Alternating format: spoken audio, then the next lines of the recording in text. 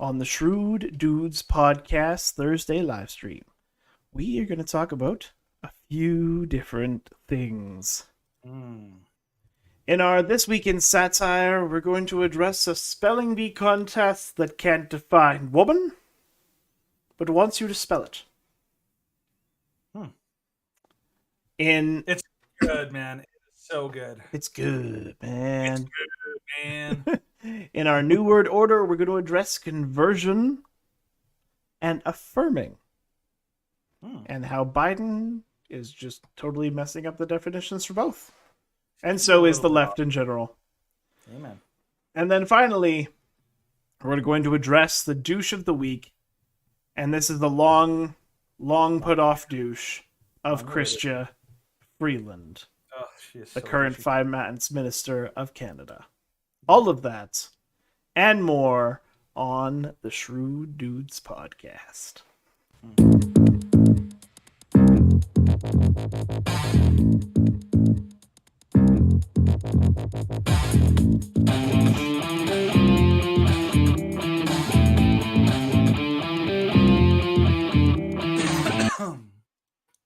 All right, Danny, we are back for another Thursday. We got this, bro. And got the eye of the tiger. Gotta fight to survive, man. It's a tough world out there, and I'm glad that we're fighting the good fight. It is a tough fight, I'll give you that. Amen. And this is definitely the world we live in is absolutely bonkers. So it is. It's going crazy. Oh, completely and utterly. I've been actually I have a new term that I'm using all the time now. I call it I always, whenever I refer, because remember how there's a big problem with how do you refer to the people on the extreme left, because they always come up with terms for us like the extreme right wing or the alt right, whatever. How do you describe like people on the other side? Like it's like, are they liberals? Are they leftists? Or like, and I was like, I finally came up with a term that I like. I call them the lunatic left. Yeah. Because A, their policies are completely crazy, and B, they are out of touch with reality, both of which apply to lunacy. I'm like, hey, lunatic left, because really, they're all a basket of deplorables over there, and it's really sad. But I'm glad to be here.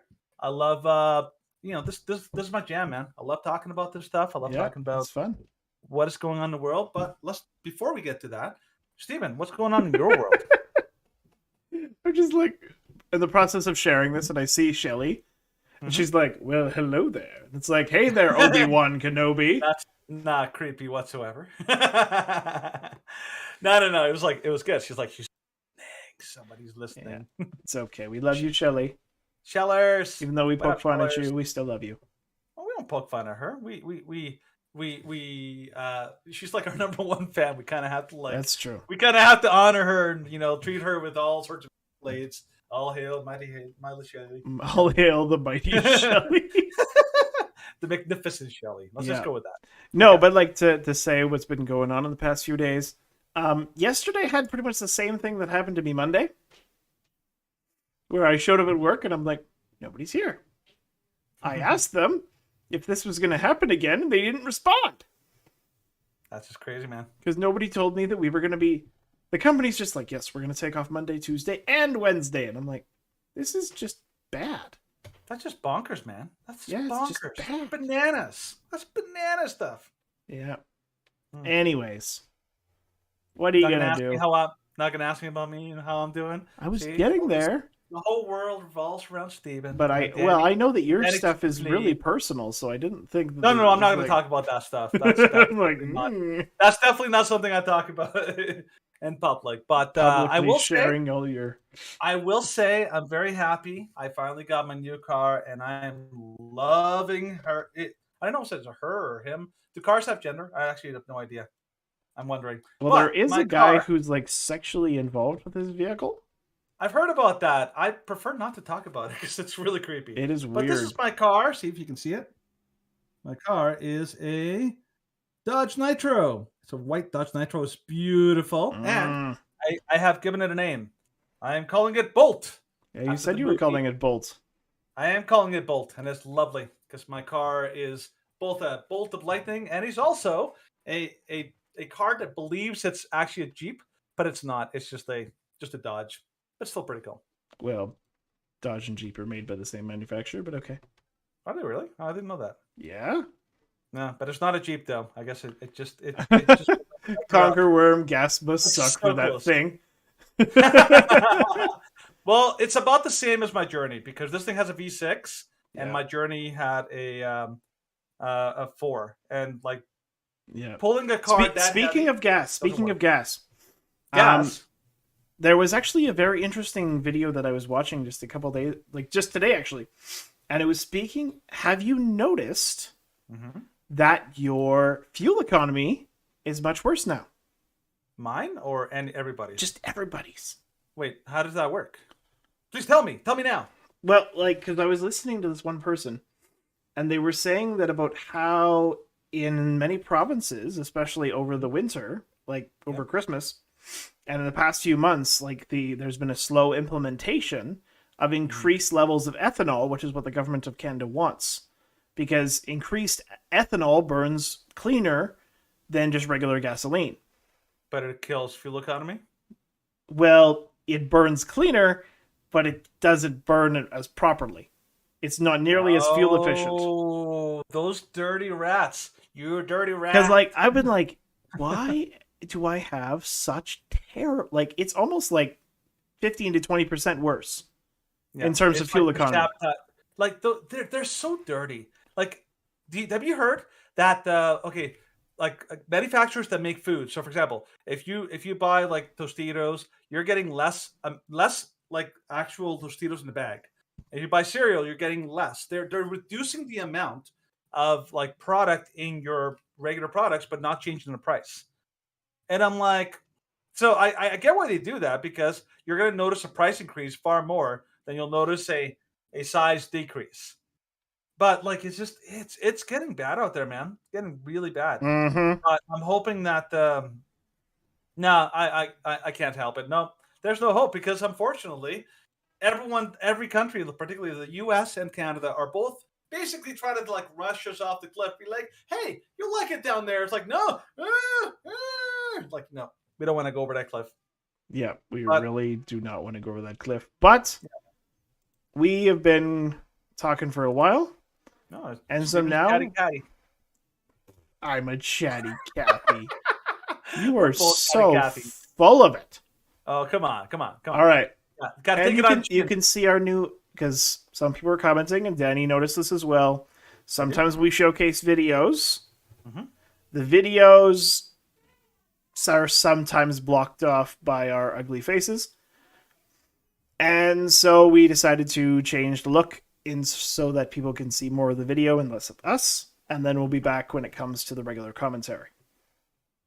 So let's watch This Week in Satire. Spelling Bee contestant asks the definition of woman. Our next Spelling Bee contestant is Madison. Your word is precocious. Can you use it in a sentence, please? Precocious.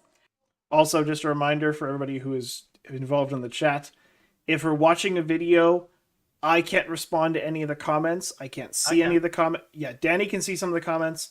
I can't because otherwise it shuts off the video. Yes.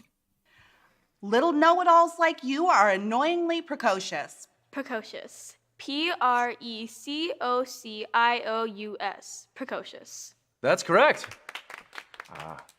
Lincoln, your word is woman. Well, woman, can I have the country of origin, please? I don't. Probably England or Germany or something. Woman. Can I have the definition, please? Why don't you ask Judge 1 that question? Can I have the definition of woman, please? No. Why not? No. Ask for definitions, right? The thing is, a woman is a woman is What she's trying to say is that each person gets to define for themselves what a woman is. So can you define it? So good. No. No. Why? like I next. just want to know the definition of woman. And that makes you a hateful little bigot, Lincoln. I don't hate anybody. How about we just use it in a sentence? Abortion is a woman's right. If a woman makes an accusation, we should believe all women. Joe Biden picked a woman as a running mate. Ketanji Brown Jackson is the first black woman on the Supreme Court. Hillary Clinton should have been the first woman president. UPenn swimmer Leah Thomas is a woman. I'm a woman. I'm not a woman. Woman. How can you use it in all those sentences if you don't know the definition? Listen, you intolerant little bigot, just spell the word so we can get a girl up here to win this whole thing. The definition of woman is woman. Woman. A woman. Woman. Are you happy? That doesn't make any sense. It's a simple word. We all know what a woman is. Just spell woman. Okay. Woman.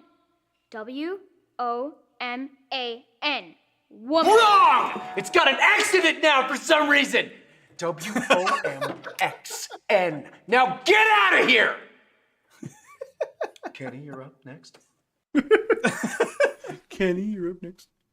Oh, by the boy. way, by the way, I recommend watching the rest of that. There's more to it, but it's so brilliant because it showcases first of all how people actually respond when you put them on the spot, which is like that. They just lash out like crazy. The second, it uses a place where you actually do need an actual definition because that's part of how you solve the word. And so if they can't provide a definition, then you're basically being denied of one of the most basic things. I was like, when I saw this, I was like, yes.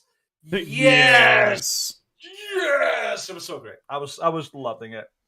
Indeed. Like Babylon Bee, Freedom Tunes, and I don't know if you guys think of some other ones that would be worth showcasing. Those are our two favorites. Yeah. Because they do a great job of doing satire. Very funny and do a great job. But we tried The Onion. The Onion sucks. The Onion used to be really good. Yeah. It used to be really funny, and now it's just not. It's not funny at all. It's like, well, we can't poke fun at the left. It's like, well, why not? Well, because we can't. But they're dumb. Like, the right does stuff that's dumb too.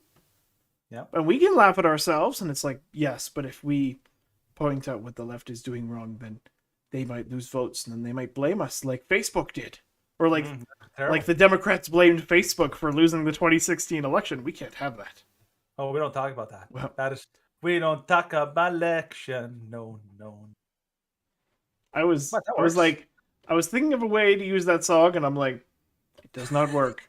But I'm like, I know Danny's going to do it anyway, because Danny is Danny. No. We don't talk election. Does that work? A little better. Better. It works. It was our censor day. That was good. I like that. And we were saying it's free and fair. Go away, YouTube.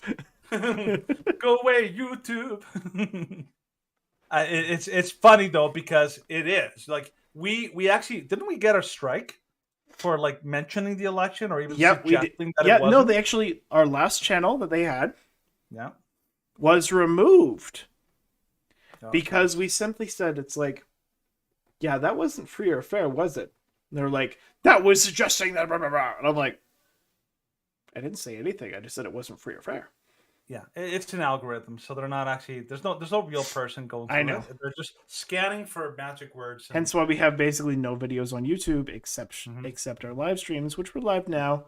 So suck it, YouTube. Anyways, continuing on to the next things, which we're going to talk about. Talking about the rant of the week. Going from the good to the bad. Let's go. Yeah, going from the good to the bad. Let's do it. And it's going to be not a fun chat. Red alert.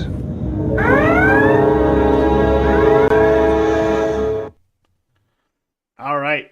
So this one I'm going to keep us on the side screen because it's only a small little thing in the center. But so we're going to start off with this video from Matt Walsh.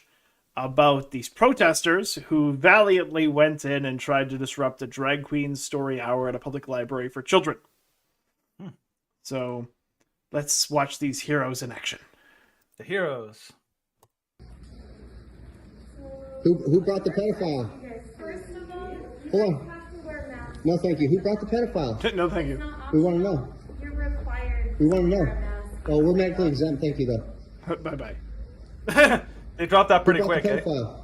I just want to know. Story time is actually for children. It's for. Well, then why is the pedophile here? So if you guys could please. Why did you? No. We want to know why there's a pedophile here. We saw videos of what that thing does. Yeah. Why did you? Hey, It's got videos you see you about allow what it pedophiles wants in to do to here. little children. Yeah. You are. Why did It you allow has videos pedophiles? on YouTube of what it wants to do to little children. Why did you bring the pedophile? I don't understand. I don't understand. Children. Yeah. Then why would you bring in children to a pedophile? We're not swearing. Yeah. It's not vulgar Hey, language. you should be ashamed of yourself. You should be ashamed of yourself. Why would you want to bring children to this? Why would you want to expose your children to this? Just to prove how tolerant you are a pedophile? This is the only thing I To have a prove how problem tolerant? exposing children to. This. You want to expose your children to pedophiles to prove how tolerant you are. This is disgusting. It's sick. Really good. Yep. Yep, it's pretty bad. So What are your thoughts? was that hateful or bigoted, or was that deserving of some sort of criminal investigation, Danny? Well, according to the news, it was. According because they to were NBC, targeting the children. it was. So They were according targeting the children. Yeah, according to NBC of the Bay Area, drag queen involved in confrontation at San Lorenzo Library speaks up. A hate crime investigation It's up is there. underway after members of the Proud Boys interrupted and threatened a pride event for children at a city library. By the way, threatened is very subjective. It's Exceptionally. completely up to them. Like, I was threatened. And it's like somebody comes into like abortion clinic, or sorry, pregnancy care centers are attacked, and like that's not a threat. Oh, you're just very sensitive. Yeah. You burned my So- place down. Sensitive. County sheriff deputies have identified the men involved in the drag queen that had his reading program interrupted, and this person said that they're not going to let this confrontation take their pride. I feel like there's still a part of me that's still in that room, said drag queen Panda Dulce. This is Panda. Panda Dulce? Yes. They called me a tranny, a groomer, a pedophile, because you are. You are those things. Well, okay. Well, in the Okay, you're not a in tranny. in the interest of fairness, I will say this: that most likely this person is they may or may not be a pedophile. Yeah. Like, you're not necessarily a pedophile, but you are participating in a very, very, very evil thing. But the problem is that there are a lot of people who are part of the drag queen kind of community, or like the entire across the board, who are consistently found out to be very either have child pornography, have violated or assaulted or hurt children, all that kind of stuff. It's funny how the double standard is that if you're a priest, oh my goodness, it's everywhere. It's an epidemic. Priests, the darn Christians and their pedophilia problem. But if there's an epidemic of pedophilia and all sorts of child abuse and child Within the LGBT grooming, community, it's particularly ignored. within the drag community, Yeah. it's ignored. It's like, no, that's not a thing. That's Yeah. totally that's just like a exception, which it's not. It's quite often. And we will get to, of course, the double standards for another area later. But so, Dulce was starting to read a book to kids at the drag queen storytime event when the group started yelling insults and threats. She said one of the men wore a shirt that said, "Kill your local pedophile." Okay. That sounds like a kind of thing that Stephen Crowder would love. Oh yeah, because they have absolutely no compassion. For compassion for pedophiles. None. Like, and I have then, very, very little. And neither should we. Neither should we. Like, we should not tolerate that. That's one of those things that is completely we should all agree on that. Yes. Pedophiles are bad. They should get absolutely no compassion. Pedophiles Kind of are like bad. rapists are. This should not. It should not be a That should not be a controversial statement. Exactly, a controversial. It's like pedophiles are bad, but they're whoa, like whoa. Scale it back a bit, bro. What is it? Oh, what's that for? Like Oh, they're not pedophiles. They're attracted minor people. attracted persons. Nope. They're maps. Yeah, they're maps which you read. Yeah. Quote, I I think what messed with my head the most is just not knowing. I don't know if they are armed. I don't know if they're about to spray us with bullets with impunity. Oh, you left-wing idiot. Yeah. Again, this is the victim. So one of the problems with the lunatic left, because this person is definitely part of that. Oh yeah. That entire world, is that whenever this is their go-to is victim. They have a victim mentality. Whenever they face anyone who they disagree with, they instantly go to victim, and that's their tactic. They always go there, and the thing is, and not only that is their tactic to go to scream victim, but it's a way of deflecting. It's like, rather than focus on what I'm doing, I'm gonna shift the focus away. It's a distraction away from what I'm doing into the oh my lord, oh my word. Like it's the victim, right? But on top of that, the news the news report that I watched like earlier today, it basically like made a whole bunch of lies. It lied about the fact that like, oh, they're targeting children. Children were traumatized. No, they weren't. They never even mentioned the children. Two, that they're saying horrible, like harmful things. Well, for one, I will say, whenever the left does it, never ever a problem. It's only wrong when the right does it. But on top of that, the question is like whether or not he's a pedophile. That's a question.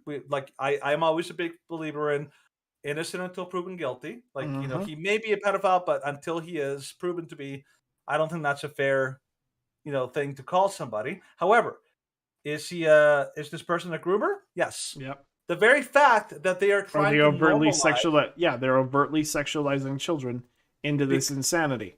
Now, why is it that why would you say that they're overtly sexualizing children? It's because drag is overtly sexual.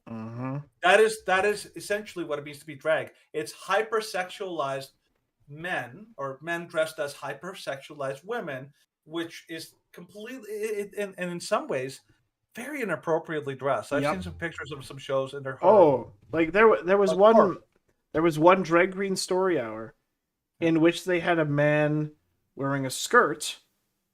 And thankfully they blurred this out, but it was just like, how did the parents not do anything? Yeah. Well, there was a skirt and the guy wasn't wearing anything underneath. And the children could just see everything underneath, and nothing was done. Yeah.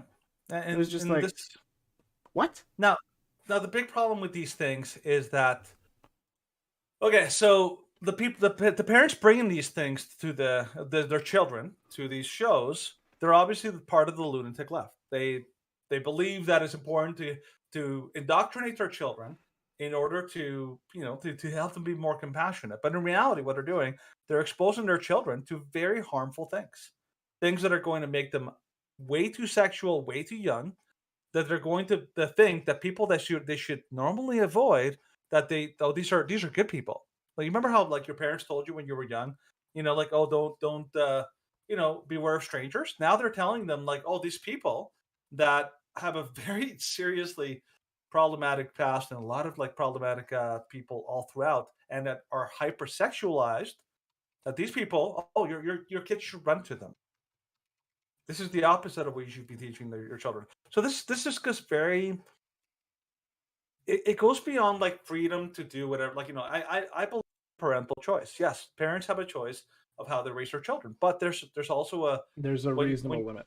There's a reasonable limit to what is and isn't all right.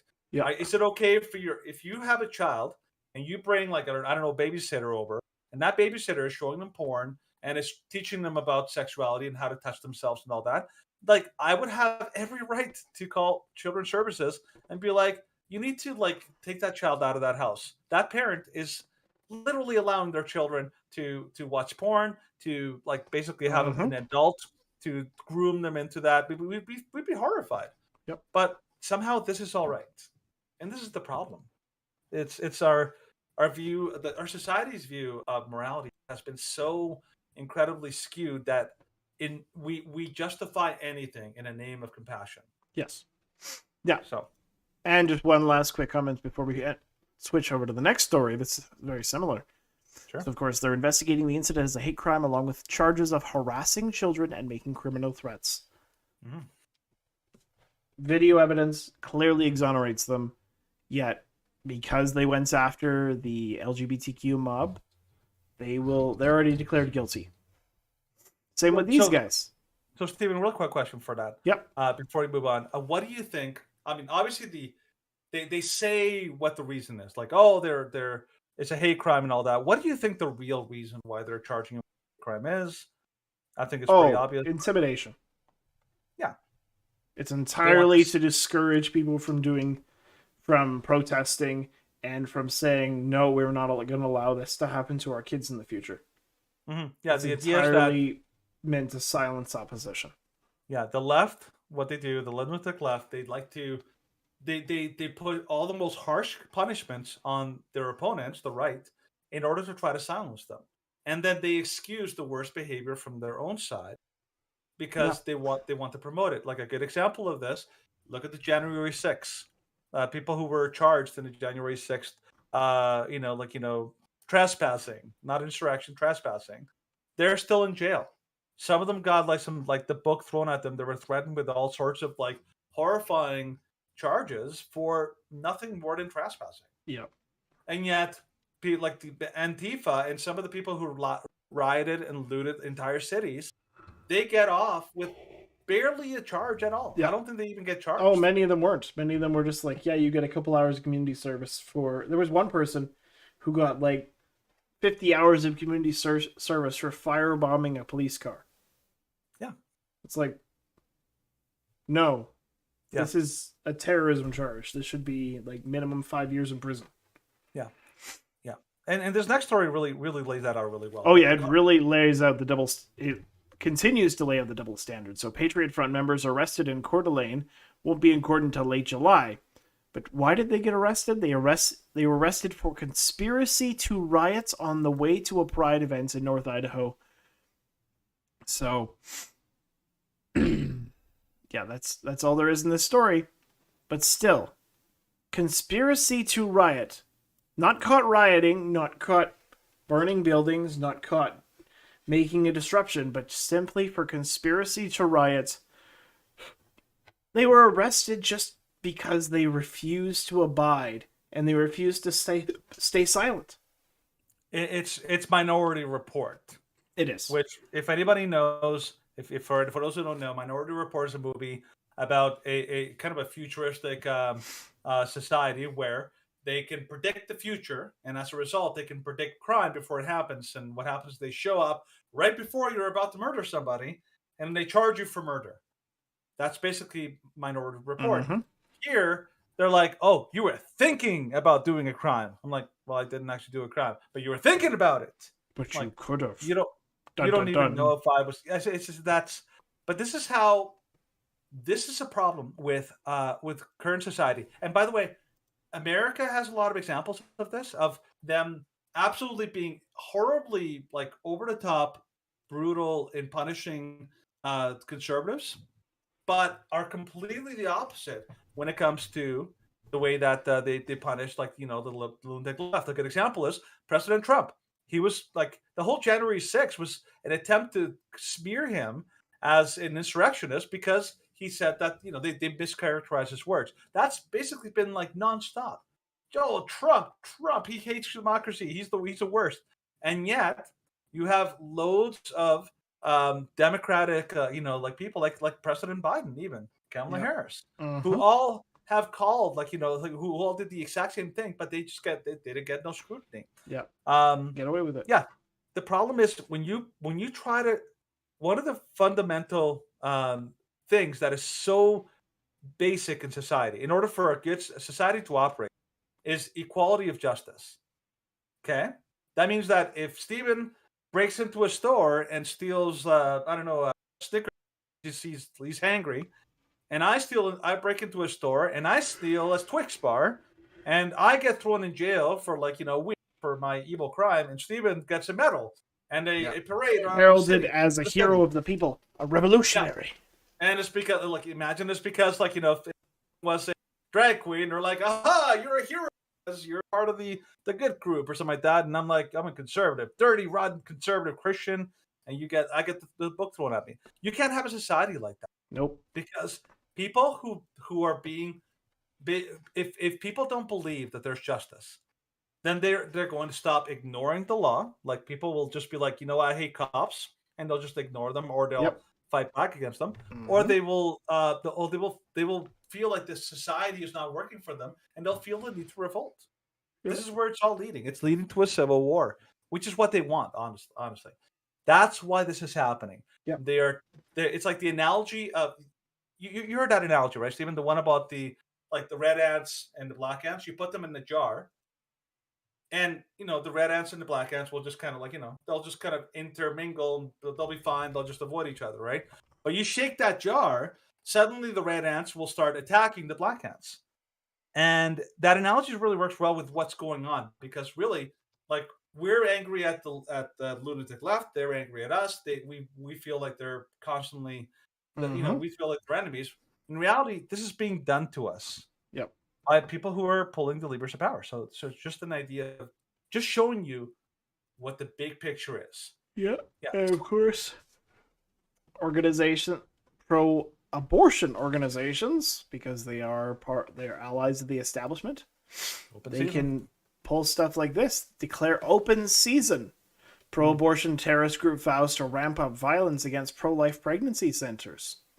So pro-abortion terrorist group Jane's Revenge, which has claimed credit for a string of recent attacks on pregnancy centers across the country, on Tuesday declared open season on pro-life organizations as the Supreme Court ruling in Dobbs v. Jackson draws closer. In a statement posted on its website, the organization vowed to attack any pro-life group that doesn't close their doors. These pro-life organizations that do shut down will be spared. Spared, the group said. Spared. But until you do, it's open season and we know where your operations are. Through attacking, we find joy, courage, and strip the veneer of impenetrability held by these violent institutions. The statement said, everyone has with the urge to paint, to burn, to cut, to jam. Now is the time. Go forth and manifest the things you wish to see. Mm-hmm. Yeah. And this is an organization which has received no condemnation from the left. But an organization which isn't even involved in violence, they don't actually encourage or incite anyone, like the Proud Boys, and they're called a terror group. This group, if there was actually fair, if there was a fair representation of justice in the United States and Canada, then every single member of this organization would be brought in and interrogated. Yeah, I mean, just think about this. Okay, that group that we talked about before, the one that you mentioned previously, they were brought in and charged just for the thinking or intention that you're going to do something bad. Potential. And yet you have this group here that is basically stating that, we have every intention of committing horrible, terrible crimes, and we feel totally justified in doing them. And then that's somehow not the same. We have to get out of this mindset as conservatives of thinking this doesn't make any sense. This doesn't make any sense. That the problem is it's not, because that's you're thinking on a very base level. You're thinking on on the surface this makes sense. It only makes sense if you understand what the real goal is. And the real goal is not justice. This is not about justice. This is not about actually applying the law equally or anything like that. It's I think Tim Pool says it all the time. He says that there is the left slogan is there is no truth but power. They don't care about consistency. They don't care about whether or not this works or not. All they care about is power. All they care about is getting their own way, and logic and consistency and all these kind of things, they don't matter. If they will support, they may have something that they hate, but if that thing that they hate suddenly serves their purposes towards power, they will suddenly love it. They will suddenly turn around and be like, "Oh, that thing is awesome. Oh, yes, we absolutely love this thing," because can't get enough. Because their ultimate goal is there in ends justifies the means. Society. That's it. it's their goal, and they don't care how many people they have to step on. They don't care how many bodies they have to like stomp all over in order to get what they want. And yeah, by the way, I wanted to mention. So Shelley mentioned that it's not just the lunatic left who's doing anything just for compassion. It's also Christians. I couldn't agree more. Oh yeah, I think that Christians are every bit they're so permissive. Yeah. It's just like, well, we have to respond in love. And it's like, there are different ways of showing love that are more than just, well, we have to accept everything and we can't call them out on it. Well, I think this goes back to definitions. Remember how like the Babylon Bee thing was all about like they can't. Okay, we misdefine love. What we're really talking about is not love. In that context, we're talking about tolerance. Yep. Tolerating like that. It's better to be tolerant of evil or sin or wrong, whatever case it be, than it is to be mean-spirited. But like 1 Corinthians disagrees with that. It's like Paul says, stop being tolerant. If someone's sinning, get him out of there. So yeah, totally not the right way to go. Yeah. I think that these stories are microcosms. They illustrate the bigger like, pie, the bigger story of what is really going on. Like, it's amazing to me, Stephen, that 10 years ago, none of this would have been seen normal. This would have been like, oh, what are you talking about? There's no way we'd be like having drag queen story hour. Before it was a fringe thing. Like drag queens were just like this, like almost like this dirty kind of like thing you don't talk about in polite society. Now, not only is it normal for us to celebrate, drag queens, it's now considered normal for children to be put into there. Imagine having stripper, story hour, and having a stripper come in with like her like almost scantily clad outfit, like her breast like about to like pop out of like her outfit, and it's like, hey, we're gonna read about this, and the whole justification is we need to remove the stigma around prostitutes and around around strippers, because they're real people too, and they deserve love and compassion and respect. Like, and we should be representing this to children as a valid lifestyle. Yeah. Oh yeah, kids. No. One day, little Janie, Jane. One day she's gonna sell her body for money. Yeah. Here's some cash so you can practice. Go put it in her panties. And you think I'm joking? But that's what they did in Dallas. Yep. They literally gave the children money, cash, like specific dollar bills or whatever it was, and told them, go put this in that drag queen's underwear. Yep. Go ahead. What's wrong with that? This is what's going on. This is what's wrong with society. Oh, right so now. much. So much is wrong with society now. Anyways, we're done. But let's move on to the news you may have missed, to talk about the news that you may have missed. And I'll remember to turn off and on the sound, because Danny got after me last week. Danny got upset with me because I left it on. So I'll start. DeSantis on Musk tweet, I welcome support from African Americans. So Governor Ron DeSantis responded on Wednesday to Elon Musk's tweet earlier in the day, saying that he was leaning towards supporting DeSantis for president in 2024. So are we. I'm focused on 2022. DeSantis, who is rumored to be considering a bid for the White House, told reporters. With Elon Musk, what I would say is, I welcome support from African Americans. What can I say? So of course, Musk is like from Pretoria, South Africa. It was so quippy and great. Yeah. Just on the spot. It was great. Yep, that's the way to respond to that. Because it's true, and it just peeves off the left to no end, which is just perfect. And the thing is, a lot of people love Trump because of how he trolled the left.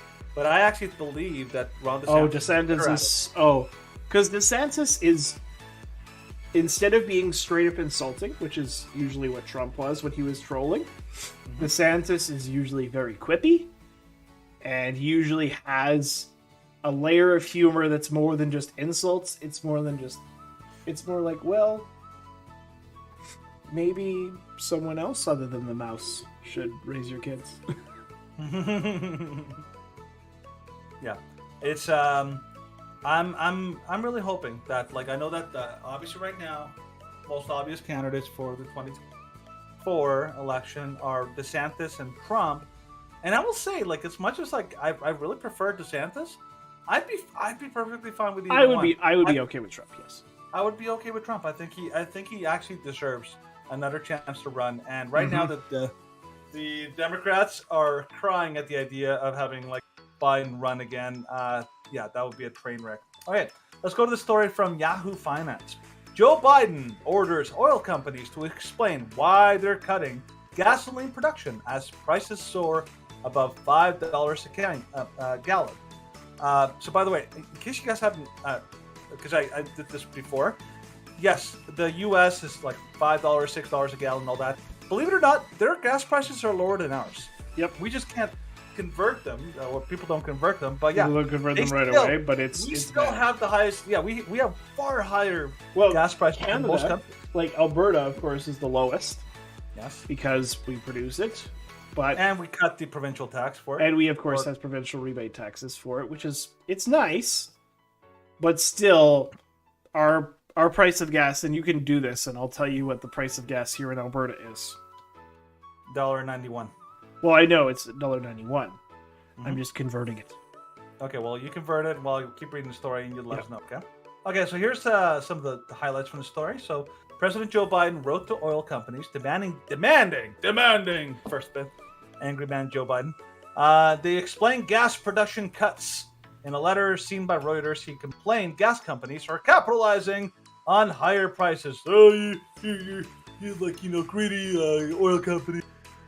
Average U.S. gas prices at the pump have surged to a record above $5 a gallon.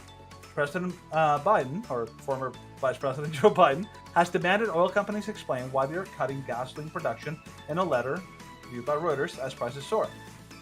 So basically what he did, and you can read this yourself, but he basically sent a letter to the gas companies like, what the heck?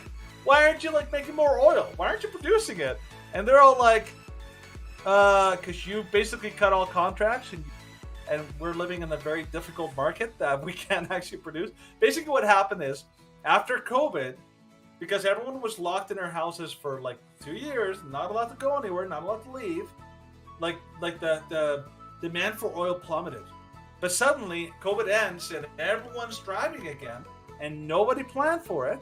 Yeah. And the US government suddenly decided to shut down production everywhere. And not only that, but Biden administration is promising that they're going to bankrupt a lot of these oil execs. Who's going to help Biden in this kind of thing? Biden is basically the ultimate double standard. Mm-hmm. On one hand, I hate oil. On the second hand, he goes to Saudi Arabia, please give me oil. Please give us oil. Please, sir, just one more. Could I have some more? It's nothing. All right, Yeah. Steven, take it away. Next. I think this is probably the most interesting line because it's entirely stupid. So the lack of refining capacity and resulting unprecedented refinery profit margins are blunting the impact of the historic actions my administration has taken to address Putin's price hike and are driving up costs for consumers. Yeah, Oh it's my! never his I know fault. you're Never delusional, his but fault. you're an idiot. Never his fault. Never. Unprecedented profit margins. I wonder why that could be. Maybe it's because you have unprecedented levels of inflation. But It's terrible. to continue on, in a similar type story, top European leaders back Ukraine as an immediate candidate for EU membership. That's it. And That is say pretty goodbye good to the thing. world. So top European leaders expressed their support for Ukraine joining the European Union during a trip to Kiev on Thursday. French President Emmanuel Macron, Chancellor Olaf Scholz, Italian Prime Minister Mario Draghi? Yeah. Draghi, yeah. Romanian President Klaus Iohannis vowed the support for Ukraine's membership candidacy while they were on their first visit to the country since Russia's invasion began.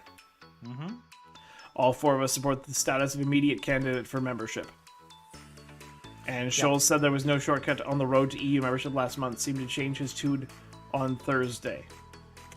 Yeah, we talked about this before. The idea that there's a reason why everyone was pussyfooting around the idea of Ukraine joining the EU or joining NATO or something like that, because this is ramping up. This is telling Russia, because if they join NATO, that means that they're going to be, they're basically at war with NATO, right?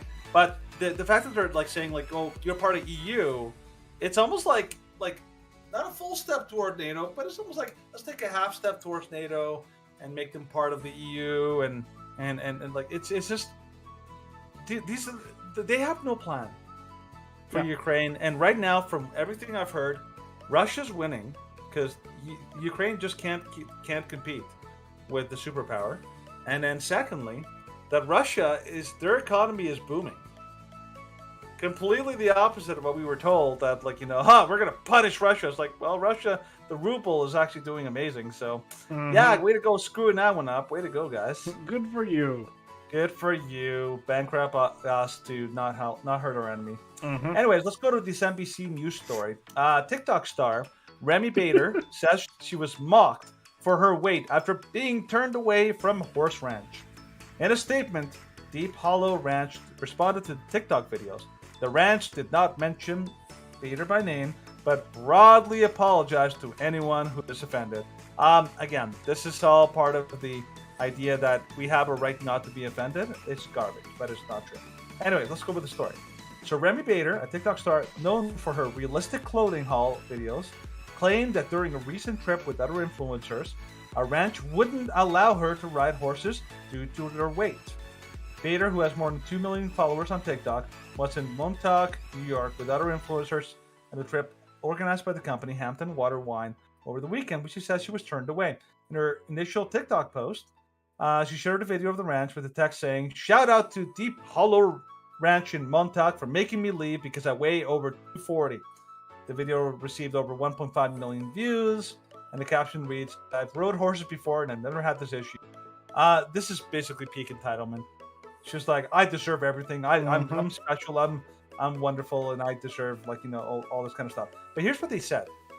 She said the guide states a rider should not be more than 50% of the horse's weight.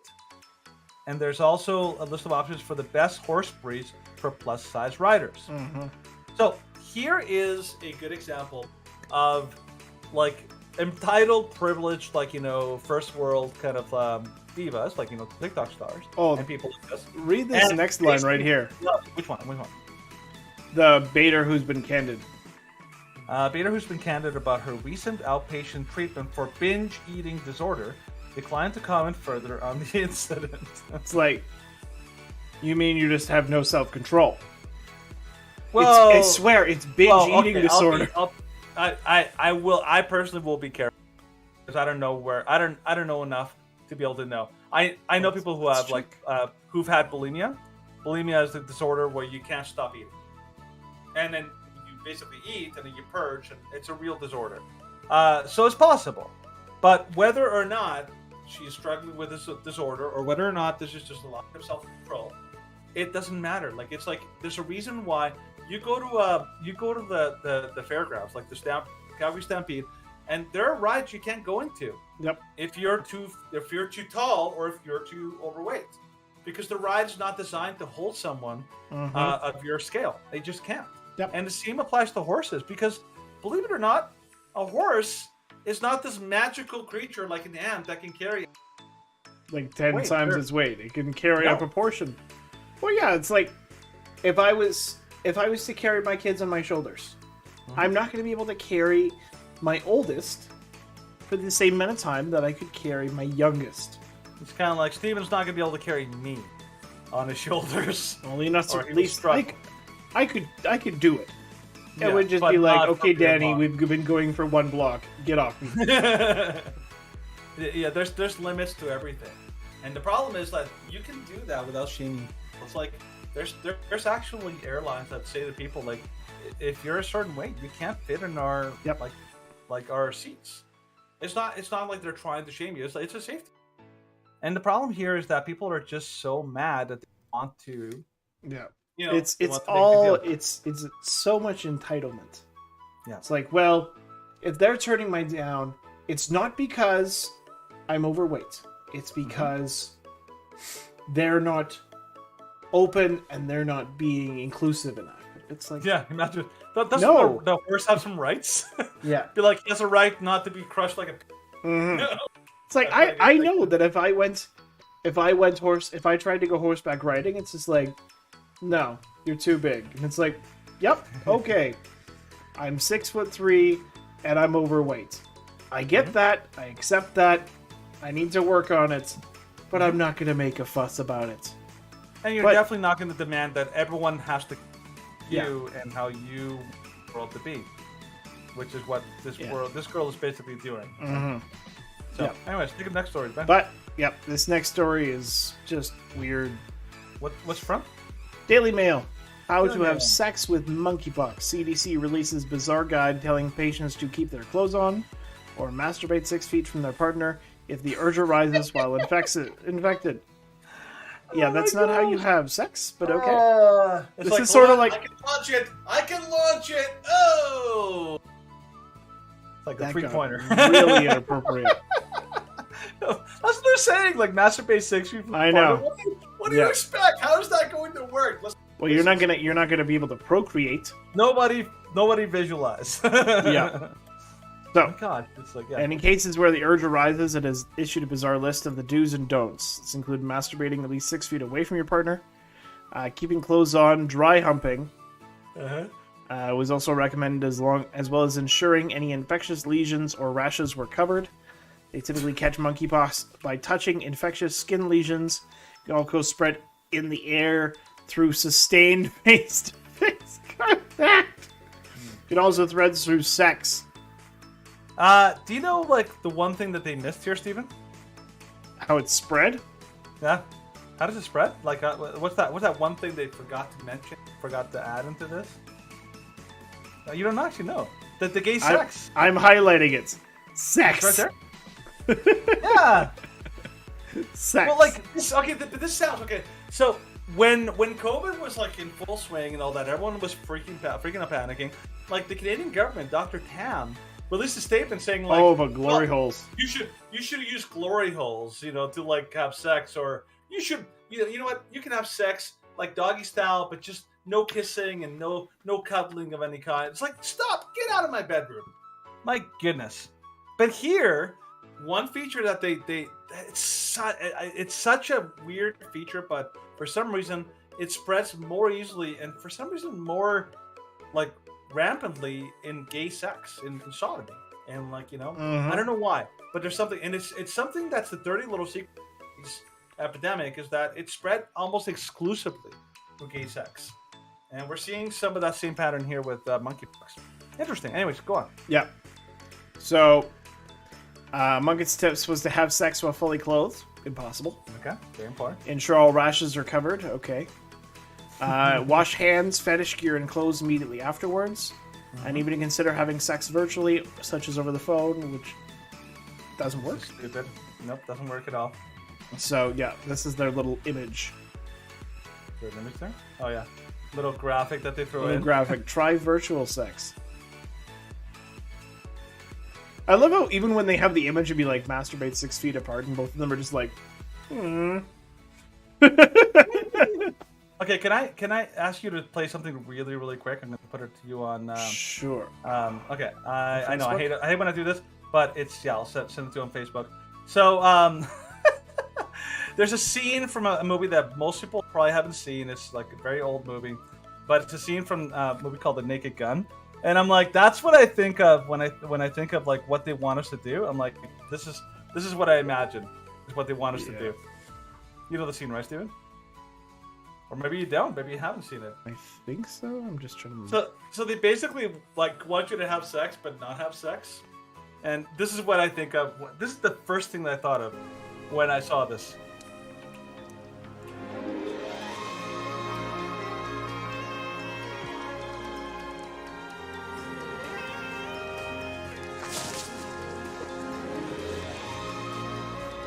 I want you to know it.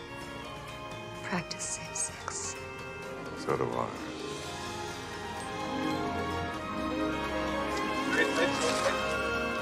Hey.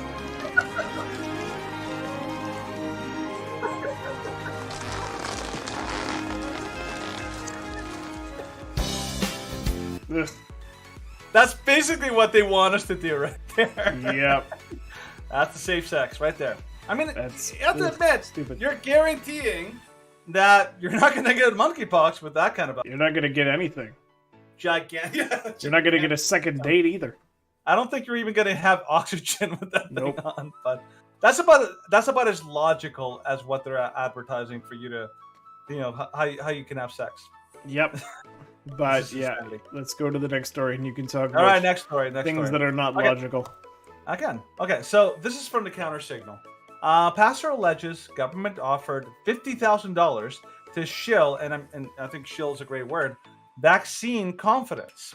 So, a senior pastor, Paul Rose, is one word, okay, Paul Rose Dubois of the Northeast Canadian Fellowship alleged that the Public Health Agency offered him $50,000 to promote vaccine confidence at his church. I'm gonna say it. This has way too many shades of like what happened in Nazi Germany.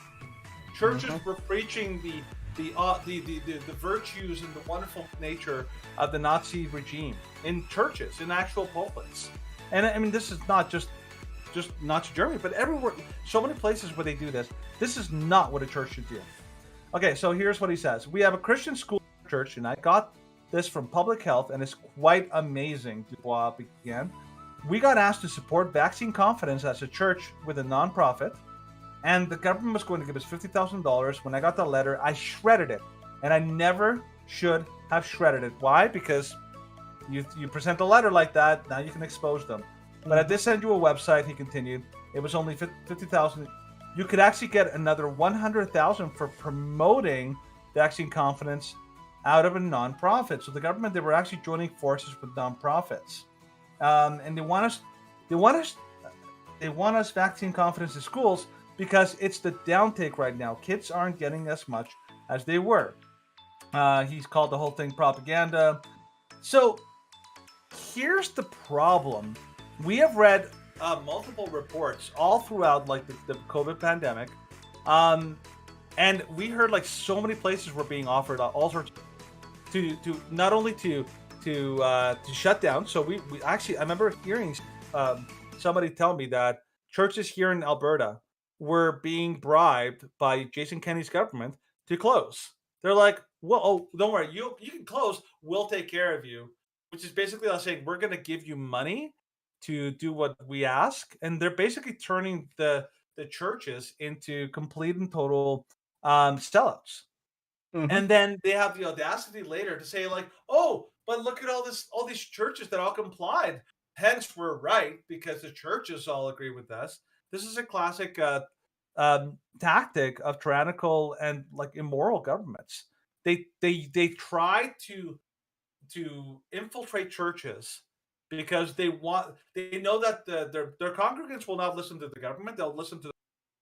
And if you're a pastor and you took money for like shutting down or vaccine or to basically show for the vaccine industry, like you should literally apologize and repent to your entire congregation.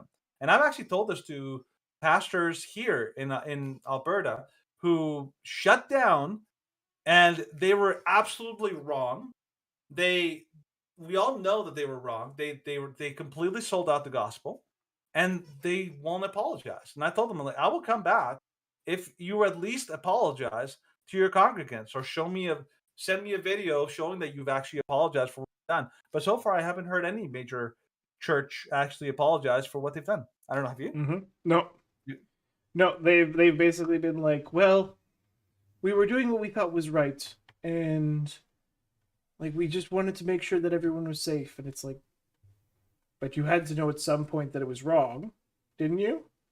They're like, well, if we did, then like it would have been wrong, and it would have been questioning our governments. It's like, but we're called to question and like speak out against our governments if they're doing wrong. Yeah. They're like, well, but that would have made us the targets. Yeah, because churches are supposed to be martyrs somehow. What a funny thought! That was so silly. Exactly. My goodness. All right, but I think that's it for the stories you may have missed. Yeah, that's it for the news you may have missed. So now we are going to move on to the new word order. Don't forget the music. I turned it off. Good boy. That's my boy. Talking about conversion and affirm.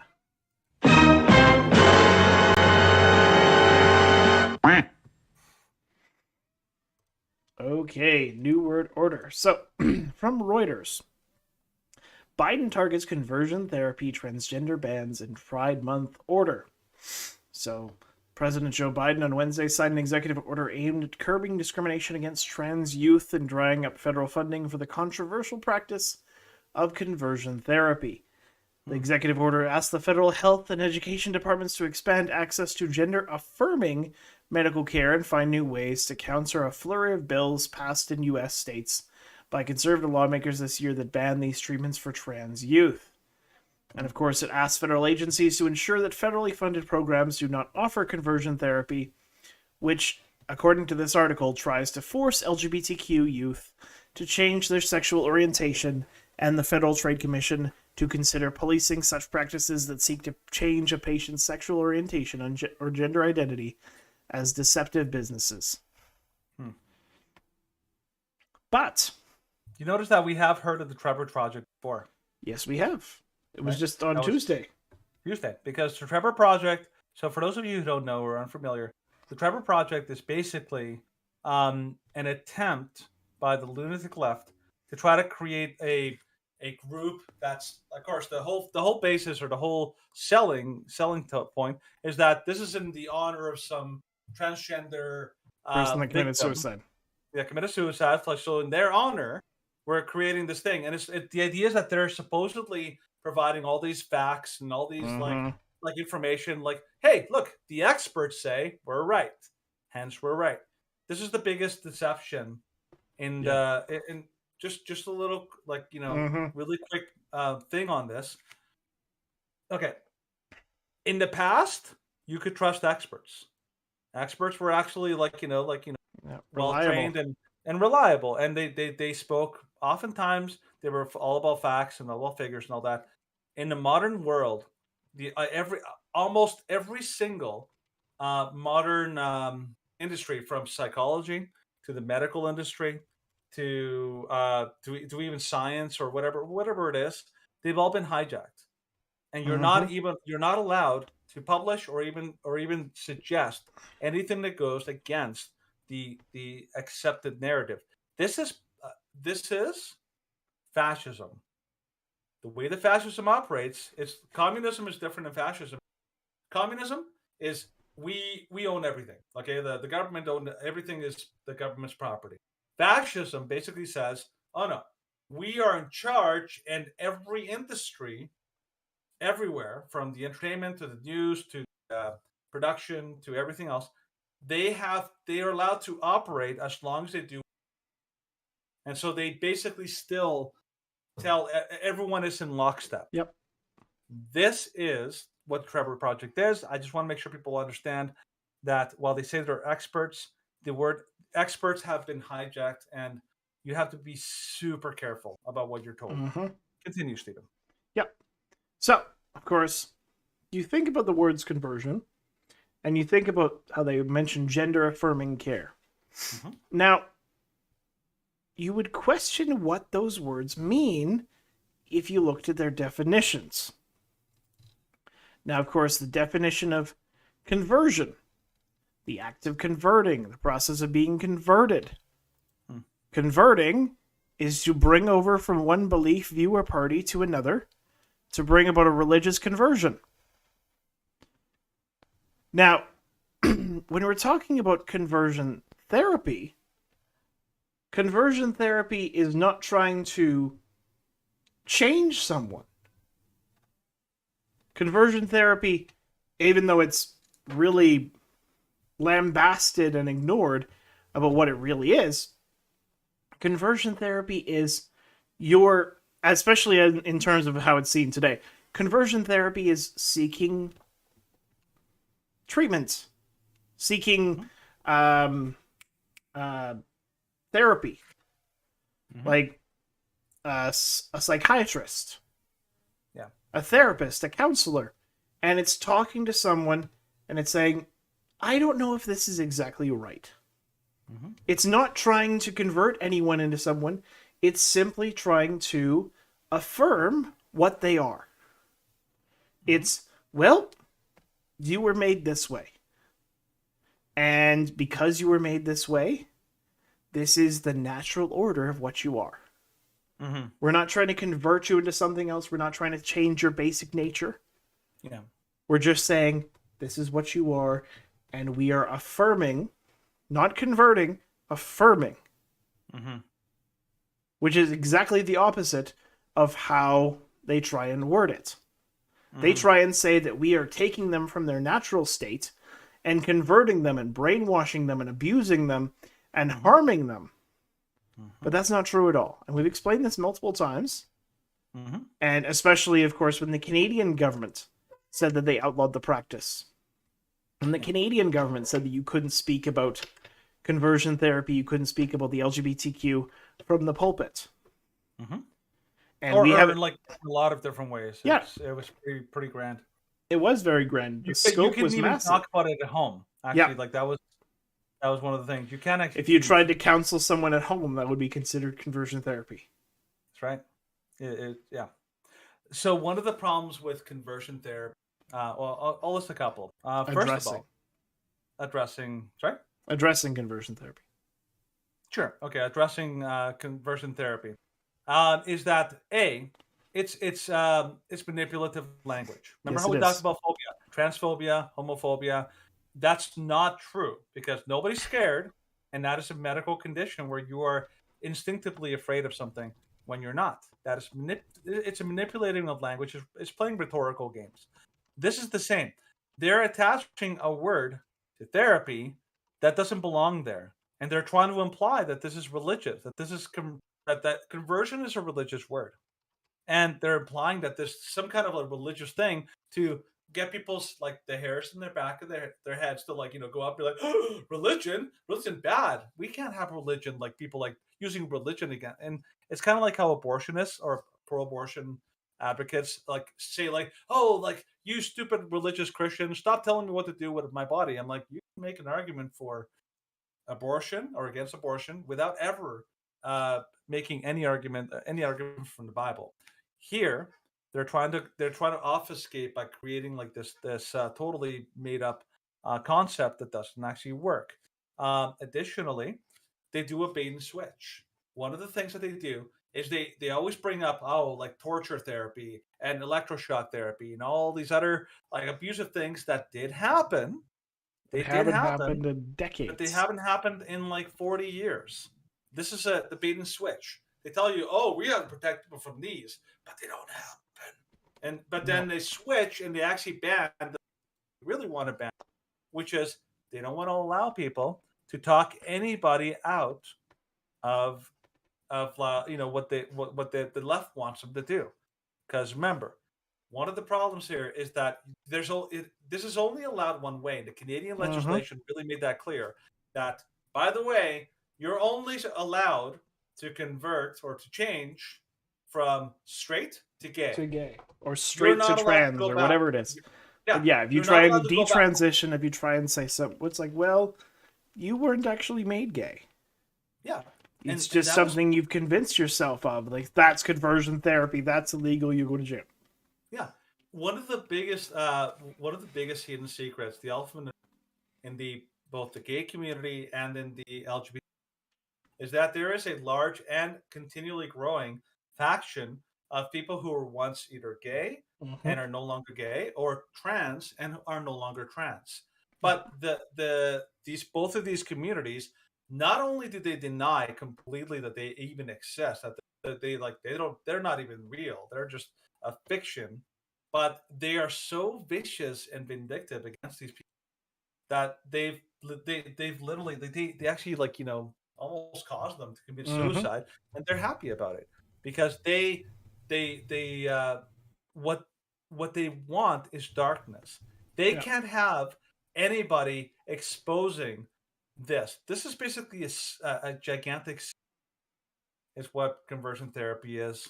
But yeah, I'll let you go on to the next one. Yep. And then, of course, following up with that, on gender affirming care.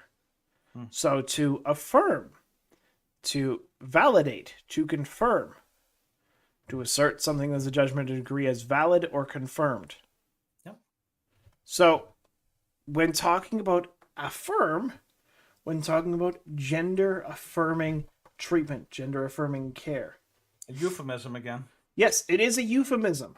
What it is puberty blockers. Mhm. It's sex change treatments such as vaginoplasty, phalloplasty, a lot of these things which are very dangerous, which have potential for long-term side effects. Puberty You're not allowed to know that, blockers are chemical castration. It can cause massive long-term side effects that we don't even know. It's sort of like the COVID vaccine. Mhm. But worse than the COVID vax, because these are way more manipulative to your system. But oh no, it's gender affirming care. But that's not what affirmation means. To affirm is to validate, to confirm. They're not validating that person's biological reality. They're saying, well, we can't validate your biological reality, so we are going to convert your biological reality so that it matches your feelings. Yeah. And that's just one layer of how messed up all of this is. And the American government and the Canadian government have decided that if organizations, if churches, if businesses, if schools do not openly promote both this gender affirming care, which is destroying the lives of kids, and saying that conversion therapy or counseling of someone that's undergoing homosexual or any of these other attractions or tendencies is the most important thing, then they'll lose federal funding, they'll lose grants, they'll make it so that some of these things are like low-income lunches. They'll make it so that the low-income kids that go to these schools to receive a healthy lunch are no longer able to do so because they do not support the radical leftist insanity that our culture is now pushing wholeheartedly.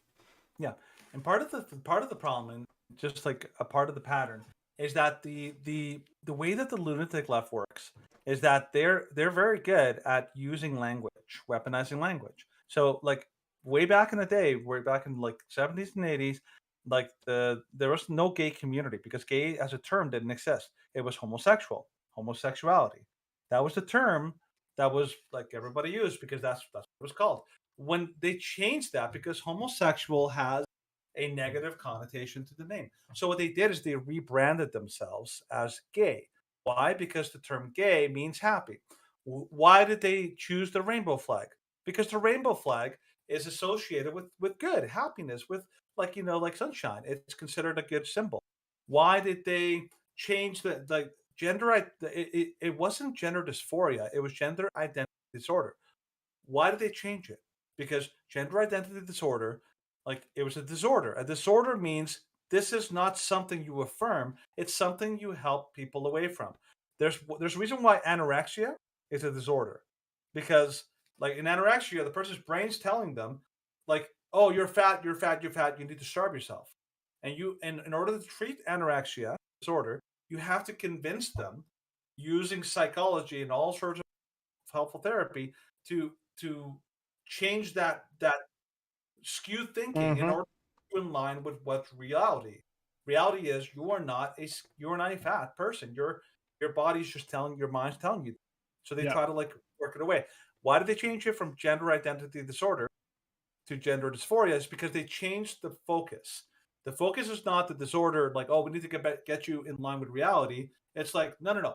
The feelings are the bad thing. How can we make the feelings go away? That was the new goal.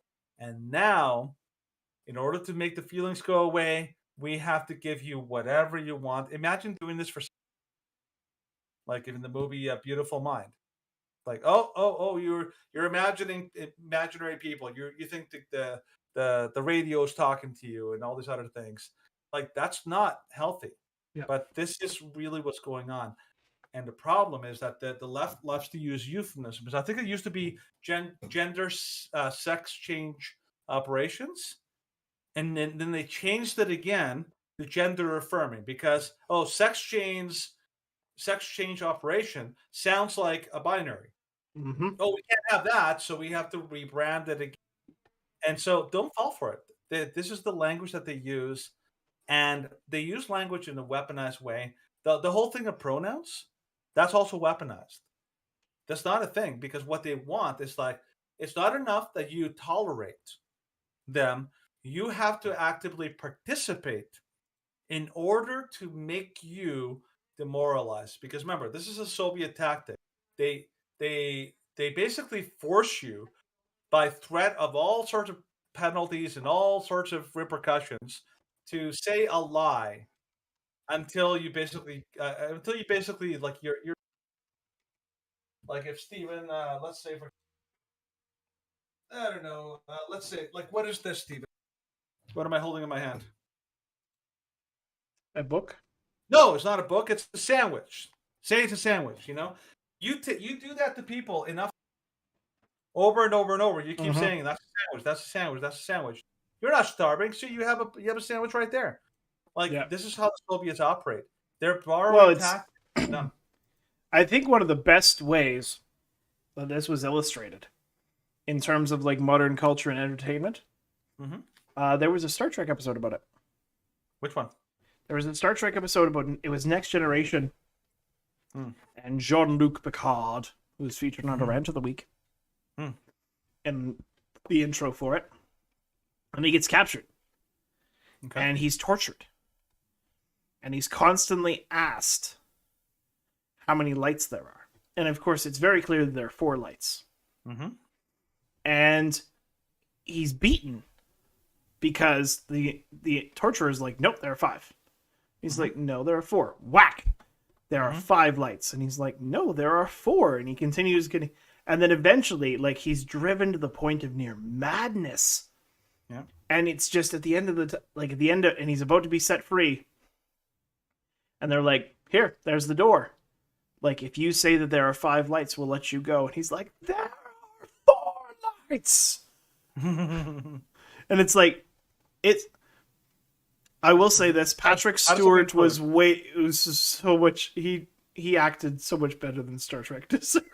It's like Patrick Stewart bringing A-class Broadway acting to corny space drama. And it's like, yep, that's some good episodes. So it's the whole idea is getting people demoralized, like so that they will just comply. So that you have to break them. It's like breaking a horse. Until you break a horse and you take away its spirit, then it'll keep fighting. And that's, I remember, I'll see if I can find a video. It was a great interview. The guy basically said that part of the strategy of the lunatic left, these are the people in charge, not the ground level ones. Part of the strategy is that they want to destroy children, the next generation. They want to completely destroy them and demoralize them, because if not only if you go after children, if you turn all these kids gay and sexual deviant, they will basically become they're valueless. They don't have anything to stand for. They're just basically, you're turning an entire generation into NPCs, which makes them easier to control. Yep. And that is the reason why they're doing this.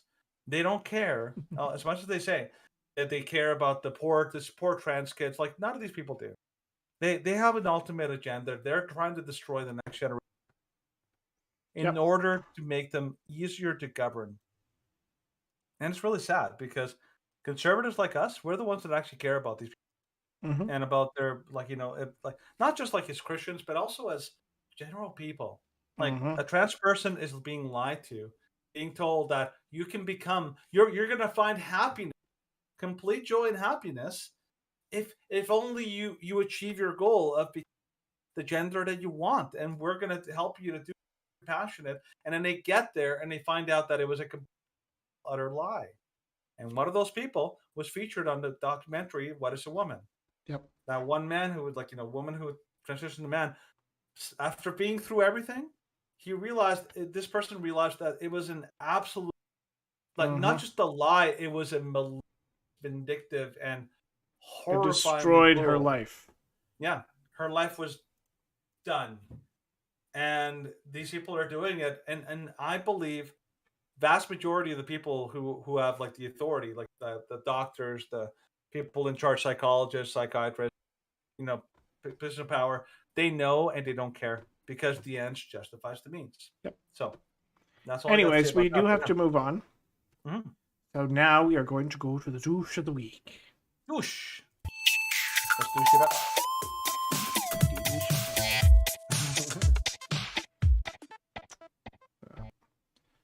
Quite fitting that the last person featured on the douche of the week intro is Trudeau, because the person who's the douche of this week is closely connected. So, from drtrozzi.org, the foul regime of Trudeau and Freeland has no ethical bottom. So, of course, this is going over, invoking the events of the Emergencies Act, everything that happened during that citizens' protest, and, of course, they now have the Emergency Economic Measures Order. So, all of these, we've gone over them plenty of times. Yeah. And it was awful. And, of course, Chrystia Freeland was just as involved in Trudeau. She announced the planned theft of people's money. And, of course, Freeland makes the top global list of the people killing mankind. And yeah, that was. Keep in mind, like we always look at Trudeau in the enactment of this entire thing and all that we think is, but it wasn't just Trudeau. Trudeau was part of. He was part of an organization, and But those that she's were one of the closely knit generals. with him, and she was one of the ones that was the closest to him. By far. Yeah. I mean, she had everything to do with this travesty that was done against the Canadian people. Yeah. Everything from like seizing Canadians' money, everything from like throwing in the completely over the top a police crackdown on peaceful protesters, to all the accusations and everything like that. She already showed that she has no problem, like completely Doing totally, whatever like, it throwing, takes. throwing her own citizens under the bus, Yeah. spreading lies. But the reason why this is relevant right now is because there was an actual hearing in I'm not sure where it was specifically, but this hearing was the government, and particularly her, being roasted over her involvement and over the lies that she used to basically to justify the the whole thing. So by the way, another Mr. Mendocino, there's already been calls for him to be quit fired, or to be fired, because he basically lied. Yep. About the police forces asking for it, and he tried to cover it up, saying like they misunderstood. By the way, it goes even higher. It goes to Freeland, and this exchange, if it doesn't infuriate you, I don't know what will. But go ahead, Steve. It bothered me. Like Freeland, you'll agree with me that the state-owned, taxpayer-funded Canadian Broadcasting Corporation reported on February the 10th, 2022, that the GoFundMe donations to the convoy protest came from donors located outside of Canada. You'd agree with that? I don't have the report in front of me, and I haven't memorized all CBC reports, but I'm prepared to believe you. There we go. One In fact, non-answer they question. stated that the donations came from America, United Kingdom, France, Germany, Australia, New Zealand, and the Netherlands. You'd also accept that as fact? I don't see the article before me, but you say that's what it says. They even claimed that answer the the convoy question. might be Russian funded. Do you recall that? Again, you're reading from the article. Yes. Didn't On March answer the question. 21st, 2002, the CBC, without any explanation, without apology, without any clarity, retracted their story regarding the funding of the protest. You were aware of that? Again, I'm not speaking for the CBC. I'm speaking Didn't for answer the the question. asking you Ministry to of speak Finance. for the CBC. I'm asking, were you informed that the CBC retracted the story, the false story, about foreign funding donations to the convoy? Again, Mr. Brock, I don't believe that the CBC is being interrogated here. I believe it's the government. Didn't Just answer the question again. Minister Freeland. Were you aware, yes or no? It's a simple question. I don't have the article before me, and I'm not here to answer questions about the CBC and The its Deputy reporting. Prime Didn't answer. Minister, the most senior cabinet minister, is not prepared to accept whether or not the CBC retracted a false story? I don't speak for the CBC, sir. You, as the most senior cabinet minister and the deputy prime minister, relied upon that initial story from the CBC and shared your concerns with Canadians regarding terrorism funding and money laundering. Your words, correct? Let me be very clear. Oh, here comes the lie. Whenever they say that. My principal concern when it comes to the illegal occupation and the illegal blockades is the economic harm that was Let me done be to very Canada. clear, Minister Freeland. Your words times. several times in the House referred to terrorism funding and money laundering. Are you saying you didn't use those words? I am speaking here today, and I am talking about the central motivation of our very serious And actions. I'm here to ask you questions, 9. and I expect, unlike question period, I expect a response. So my response is, do you recall using the words terrorism funding and money laundering in the House and reporting outside the House? Yes or no, Minister Freeland? I believe if we were in a court of law where I think you once worked, that might be called badgering the witness. Mr. 10 Sure. frickin' times. Can we allow the question to be answered? Thank Yeah. you. By the way, As this I next part's said, the worst. My core concern as Minister of Finance and my central justification for these very serious measures that we put in place, as was clear in my opening statement. You're not as I answering have the said question. I'm throughout, going to move on. is the You're economic not answering the impact. question, and I will move on. Madam Chair, on a point of order. The witness may not like the questions, but she's not entitled to establish her own facts in responding to an answer that is non-responsive and not relevant to the question. I'd actually just, we'll move back 20 seconds, allow you to ask your last question.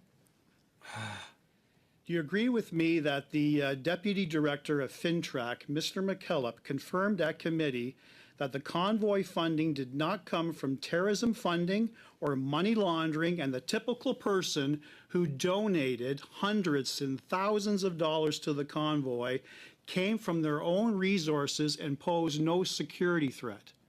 Do you accept that?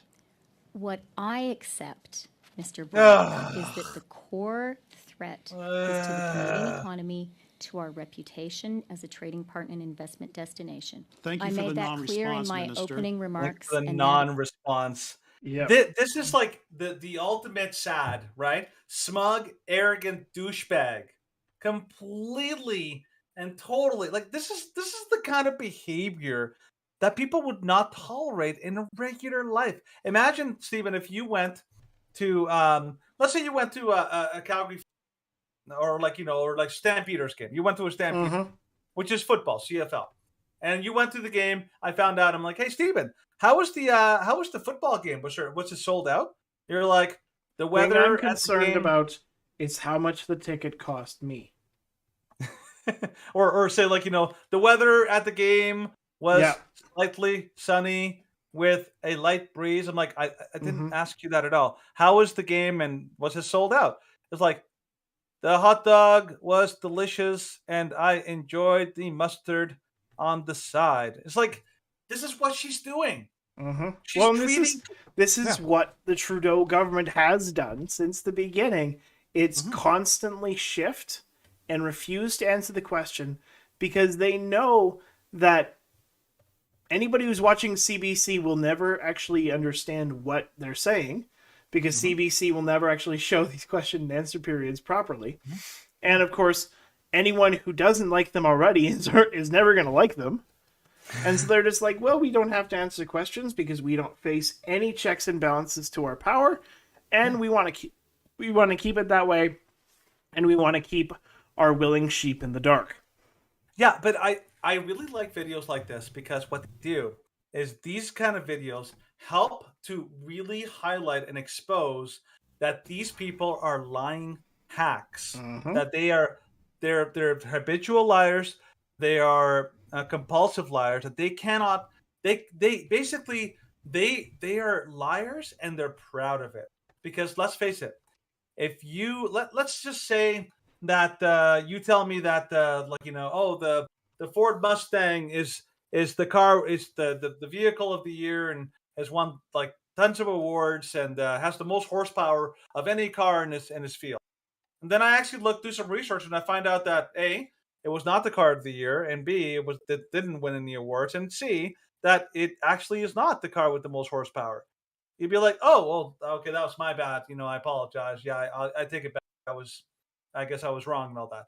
I would be like, yeah, you spread a mistruth, but you apologize, and then you kind of went back and said like back and all that.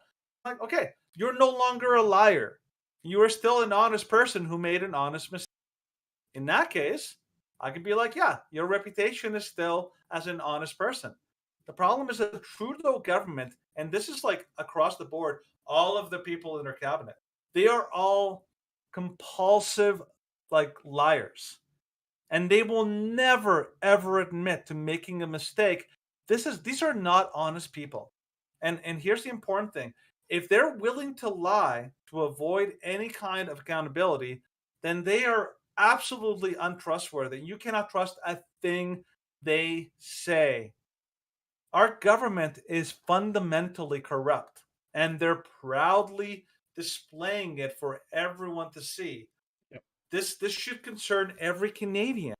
Mhm. You have habitual liars that you can't trust a single word they say, because this is how they behave Mhm. in a serious venue where they're being investigated for their crap, and they're not even taking this seriously. So yeah, there's a reason why I was pissed off by this. Mm-hmm. Well, and of course, that wasn't the end of Chrystia Freeland's nonsense this week, because she plans to curb inflation with inflation. So, oh boy. This week, Deputy Prime Minister Chrystia Freeland is reportedly set to unveil a $7 billion package. I think it was actually $8 billion. Yep. And I think it was 8.5 actually. When it comes to curbing inflation, Just dumping yet another money.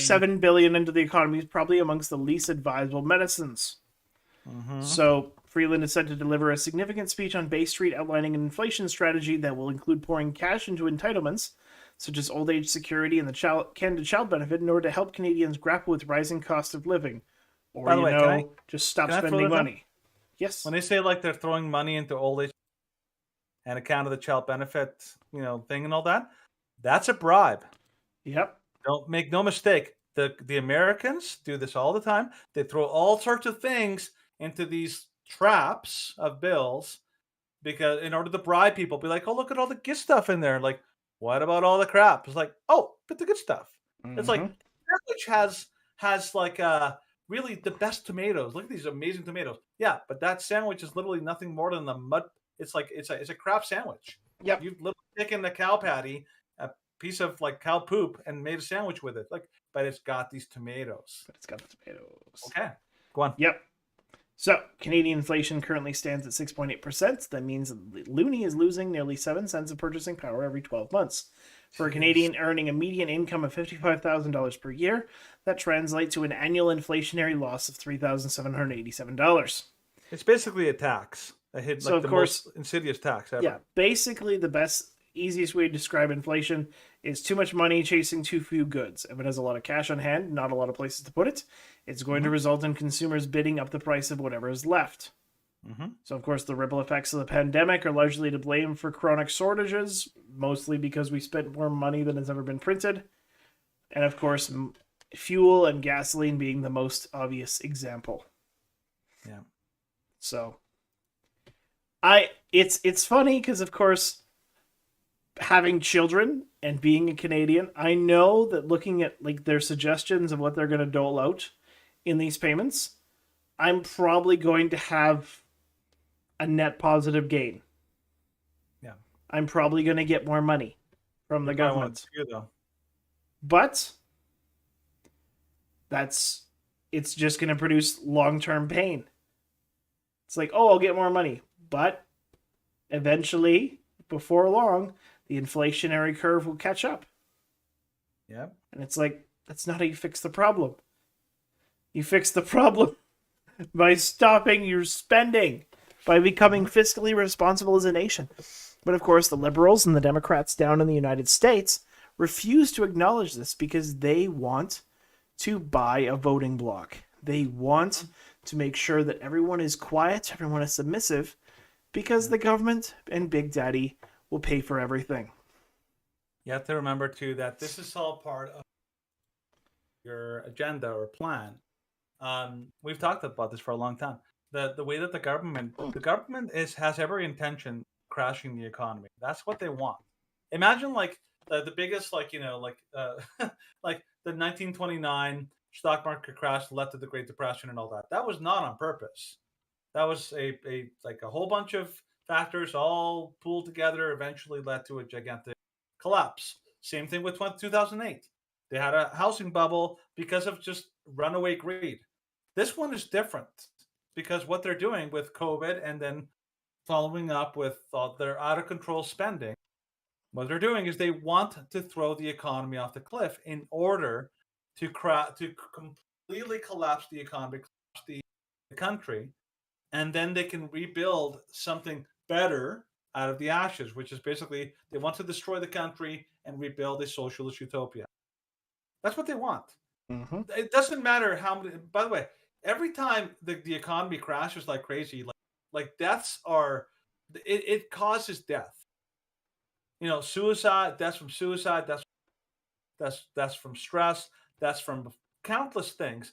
This Canadian government is responsible for more death than I could possibly even fathom. It's from COVID, brutal. From the stress, from the all sorts of attacks, from failed surgeries, and now they're basically creating not only the worst financial crisis of our lifetimes, because this is rivaling financial crisis from 40, 50, even 100 years ago, and they're doing it on purpose, and they don't care. They don't care about the kids that with the conversion therapy. They don't care about the society and the millions of people that are killed as a result of this. Because remember that you're the carbon that they want to, and they definitely don't care. Yep. This is the party, the Liberals here in Canada and the Democrats in the United States. They're the party that claim that they have cornered the market on moral outrage and the compassion. They're the compassionate ones. When in reality, they are the most heartless and cruel of all of them. Chrystia Freeland cares nothing for Canadians. Yep. She couldn't care less about the amount of people. Like this was showed with the Freedom Convoy. She couldn't care less how many people were harmed or injured in the crackdown. Couldn't care less about the Canadians' rights that she destroyed or anything. These are horrible human beings. And so, yeah, I really cannot stand these people. And the way that they stand there, and she does it with that air. Have you seen Trudeau in Parliament? After he answers a question, he sits down with this super smug, like smile. He's like, and he focuses on signing an autograph. I'm too good for this. I am a diva. Nobody can tell me. I have a picture taken of me signing a picture of myself. Yeah. These people are doing evil, and then they almost shove it. This is Freeland. That whole interview of Freeland is a perfect picture of the literal evil in her. She is so completely detached from the evil that she's doing. She's a sociopath. That woman, an absolute sociopath, couldn't care less about Canadians, about what harm she's doing, and it's all about power with them. And justify the means always. Yep. Unlimited power. Exactly. That's why she's a douche. Yep. She just doesn't have the force lightning of Sidious. Yeah. Well, if Thank she goodness. could, we'd all be in trouble. We'd all be in trouble. He said all the time. I was focusing on the economic thing. Fucking kneel to my will. I am not the CBC. Yeah. Oh boy. Anyways, so that is where we're gonna. Yeah, that's it for today. Thank you for watching. Thank you for listening. Thank you for participating in the chat. Everybody who is active.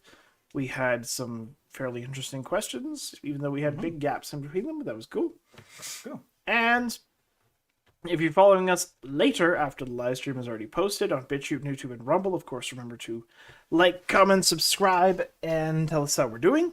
If you're following us on our text platforms such as Facebook, Gitter, Twitter, and Parler, then give us a review, give us 5 stars, tell us that we're doing great. Comment, subscribe, like, echo, follow. It's different for every platform. If you're on the platform, you know what it is. I don't need to tell you. If you don't know how to use the platform, probably you should get off it.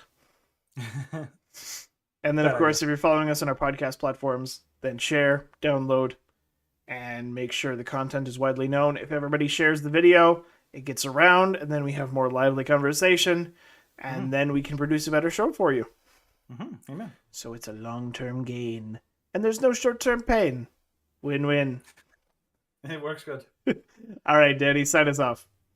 All right, so we're the Shrewd dudes, and we always why be rude when you can be shrewd. All right. Thanks for watching. Thanks for listening. We love you guys. Look forward to talking again. Yes, we will see you on Tuesday for our Tuesday News Day. And until then, everybody have a fantastic weekend. And as always,